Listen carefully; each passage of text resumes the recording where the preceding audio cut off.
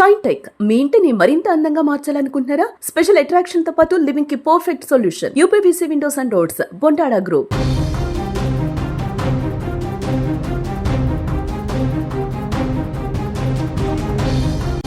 కొత్త జీవితం, కళ్ళ నిండా కోటి కలలు, చేతిలో చేయి వేసి 7 అడుగులు నడిచి కేవలం 2 నెలలే అయింది. ఆ బంధం మరిన్ని మధుర జ్ఞాపకాలను పేర్చుకోవాల్సిన సమయం అది.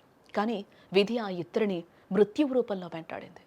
నిన్నటి వరకు నవ్వుతూ వాలిన ఆ భుజం నేడు నిర్జీవంగా పట్టాల పక్కన పడుంటే కాలం కూడా ఒక్క క్షణం మూగిపోయింది.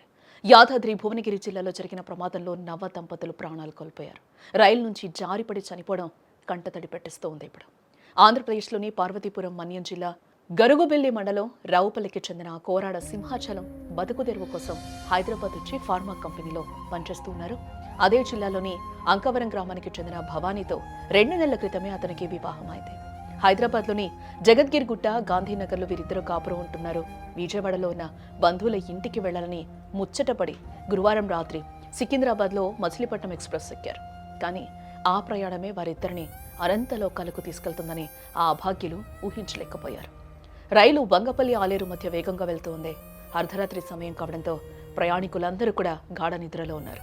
ఆ సమయంలో ఈ దంపతులిద్దరూ రైలు తలుపు వద్ద నిలబడ్డారు. రైలు వంగపల్లి స్టేషన్ దాటిన కొద్దిసేపటికే ప్రమాదవశాత్తు ఒకరు జారిపోగా వారిని పట్టుకునే క్రమంలో ఇద్దరూ కూడా రైలు నుంచి కింద పడిపోయారు. చీకట్లో నిర్జీవ ప్రదేశంలో వారు పడిపోయిన విషయం ఎవరికీ తెలియలేదు. శుక్రవారం ఉదయం విధుల్లో ఉన్న ట్రాక్మెన్ వారి మృతదేహాలను చూసి రైల్వే పోలీసులకు సమాచారం అందించడంతో ఈ దారుణం వెలుగులోకి వచ్చింది.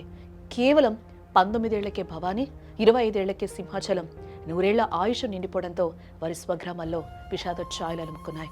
ఈ ఘటన మనందరికీ ఒక గుణపాఠం. రైలు ప్రయాణాల్లో తలుపుల దగ్గర నిలబడటం, ఫోన్లలో మాట్లాడటం లేదా వేగంగా వెళ్తున్నప్పుడు బయటకు చూడటం ప్రాణాంతకం. మీకోసం ఇంట్లో ఒక కుటుంబం ఎదురు చూస్తుందని మర్చిపోకండి.